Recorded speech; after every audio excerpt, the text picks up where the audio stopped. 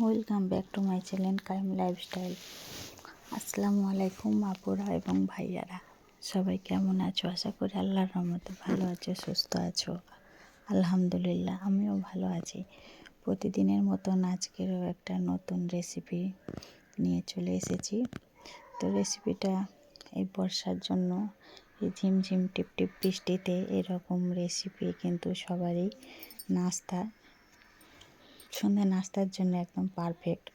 তো আমার কাছে এখানে 200 গ্রামের মতন চিকেন ছিল। তো চিকেনগুলোকে আমি একটু ছোট ছোট আকারে কেটে নিয়েছি। তো এখন দিয়ে দিচ্ছি পরিমাণ মতন লবণ। আর এখানে একটা মশলা বেটে রেখেছি, আদা রসুন এবং কাঁচামরিচ দিয়ে দিলাম। দিয়ে এটাকে একটু ম্যারিনেট করে রেখে দেবো। এখন দিয়ে দিচ্ছি ম্যাগি মশলাটা এখানে সবটুকুই দিয়ে দেব। এখানে কিন্তু মশলাটা দেওয়ার কারণে ফ্লেভারটা সুন্দর আসে।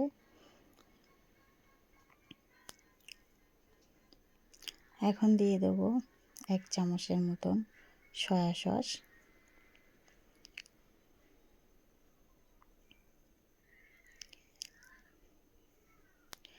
দেন তারপরে দেব কিন্তু এখানে 1 চামচের মতো টমেটো সস। এখানে ঘরে থাকা উপকরণ দিয়েই কিন্তু আমি আজকের চিকেন পকোড়াটা তৈরি করব। দিয়ে দিলাম 1 চামচ কর্নফ্লাওয়ার।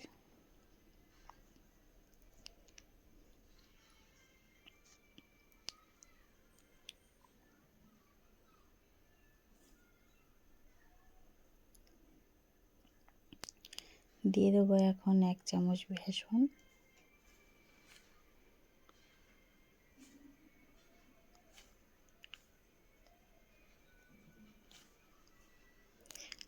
কালার আনার জন্য এখন এখানে ইউজ করছি 1/2 চামচের মতন কাশ্মীরি লঙ্কার গুঁড়ো।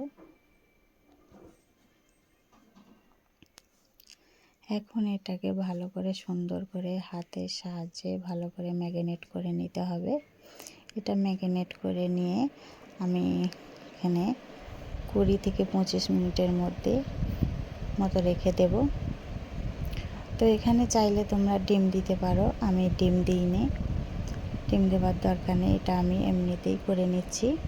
তো এখন দিয়ে দেব একটা লেবুকে অর্ধেক করে নিয়েছি, লেবুর রসটা এখানে দিয়ে আমি এখানে ঢাকা দিয়ে একটু ভালো করে আবার মেখে নেব। নিয়ে এখন আমি রেস্টে রেখে দেব 20 থেকে 25 মিনিট পর। তারপরে আমি কিন্তু কিচেনে চলে যাব। 20 থেকে 25 মিনিটে এটা রেস্টে রাখলে কিন্তু সব মশলাগুলো চিকেনের মধ্যে ভালোভাবে এটা অ্যাবজর্ব হয়ে যাবে। দেন এটা এবারে আমি এখন ঢাকা দিয়ে রেখে দেব। এরকম কিন্তু অল্প এরকম অল্প জিনিসের মধ্যে কিন্তু এরকম সুস্বাদু বাড়িতে একটু সময় করে নাস্তা তৈরি করে নেওয়া যায়। এটা আমি চলে এসেছি 20-25 মিনিট পরে আমি কিচেনে চলে এসেছি। একটা ফ্রাই প্যান বসিয়েছি ওভেনের মধ্যে। তার মধ্যে আমি এটা ছাঁকা তেলের মধ্যে ভাজবো না, একটু তেল দিয়েছি। দিয়ে আমি এক এক করে ম্যারিনেট করা চিকেনটাকে আমি এবার এক এক করে দিয়ে দিচ্ছি।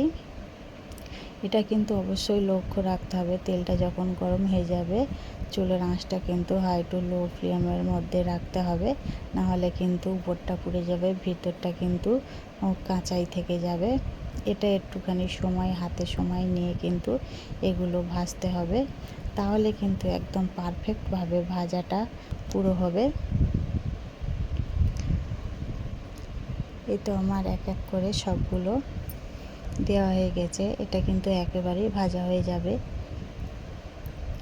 এটা চাইলে কিন্তু ছাঁকা তেলেও ভাজতে পারো। তো আমি এখানে ছাঁকা তেলে ভাজার দরকার নেই, আমি কম তেলের মধ্যেই খুব সুন্দরভাবে একদম মুচমুচে করে ভেজে নিতে পারবো।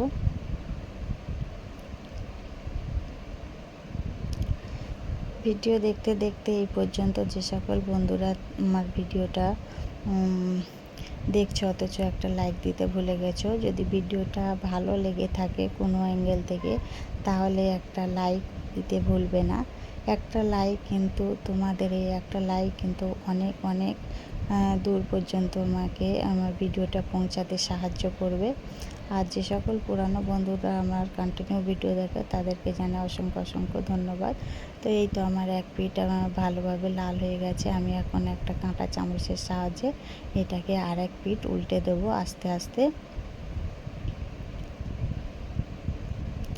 ভাজতে ভাজতে যে একটা ঘ্রাণ আসছিল এত সুন্দর, তো জন্য মনে হচ্ছে ভাজতে ভাজতেই আমি খেয়ে ফেলি। এগুলো কিন্তু আমার অনেক পছন্দ, আমার কাইয়ুমেরও অনেক পছন্দ। এরকম ধরনের নাস্তা, এরকম ধরনের ক্রিস্পি খাবার ও অনেক পছন্দ করে।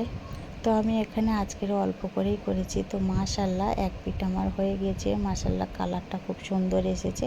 আর এক পিঠটা আমি এরকম সুন্দর করে ভেজে নেব। চুলার আঁচটা কিন্তু একদম কমানো আছে, ধীরে ধীরে ভাজতে হবে, নাহলে কিন্তু উপরেরটা পুরো পুড়ে যাবে, নিচে কিন্তু কাঁচা থেকে যাবে। তো এরকম হালকা আঁচের মধ্যে দিয়ে ভাজলে কিন্তু একদম পারফেক্টভাবে তৈরি হয়ে যাবে। তো এটাকে আমি আরও 5 মিনিট একদিক হতে দেবো। তো এই তো আমার দুটো দিকেই হয়ে গিয়েছে। এবারে আমি কিন্তু একটা ছাঁকনি চামচের সাহায্যে তুলে নেব। খেতে যে এত টেস্টি হয়েছিল কি বলবো, গরম গরম এরম পকোড়া, চিকেন পকোড়ার সঙ্গে যদি টমেটো সস থাকে দিয়ে তার সঙ্গে কিন্তু পরিবেশন করতে অনেক মজা লাগে। আর এরকম অল্প চিকেন বাড়িতে থাকলে যদি আত্মীয় স্বজনও এসে যায়, সঙ্গে সঙ্গে কিন্তু এরকম নাস্তা তৈরি করে দেওয়া যায়। এটা এমন কোনো সময় লাগে না। তো আজকের আমার এই চিকেন পকোড়ার রেসিপিটা বন্ধুদের কাছে কেমন লেগেছে অবশ্যই কমেন্টে জানাবে। এই তো আমার পুরোপুরিভাবে তৈরি হয়ে গেছে মাশাআল্লাহ। ভাজাটা একদম সুন্দর ও ক্রিস্পি ও মুচমুচে হয়েছিল। আজকের ভিডিওটা এই পর্যন্ত, আবারও কথা হবে পরের নতুন কোনো একটা রেসিপি বা ভিডিও ব্লগের মাধ্যমে। ততক্ষণ সবাই ভালো থাকবে, সুস্থ থাকবে, সবাই সবার পাশে থাকবে। আর নতুন কোনো বন্ধু হয়ে থাকলে যদি আমার রেসিপিটা ভালো লেগে থাকে অবশ্যই তাহলে কিন্তু চ্যানেলটিকে সাবস্ক্রাইব করে পাশে থাকার অনুরোধ রইল। আর যারা দূর ও দেশের বাইরে থেকে আমার ভিডিওটা দেখছে তাদেরকে জানাই অনেক অনেক ধন্যবাদ।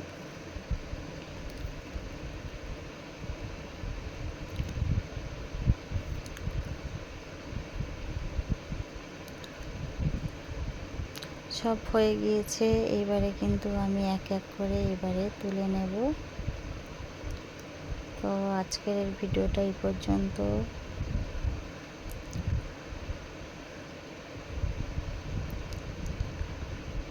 পুরোপুরিভাবে কমপ্লিট হয়ে গেছে। এখন আমি একটা প্লেটের মধ্যে একটা কাগজ দিয়ে তার মধ্যে তুলে নেব, যাতে তেলগুলো কাগজটা টেনে নিতে পারে। একটু হাওয়ার মধ্যে রেখে দিলে কিন্তু খুব কম সময়ের মধ্যে এই রেসিপিটা তৈরি করে সকল বাড়ির সদস্যকে নিয়ে অনেক মজা করে খাওয়া যায়। আজকের এই পর্যন্ত, টাটা, আল্লাহ হাফেজ।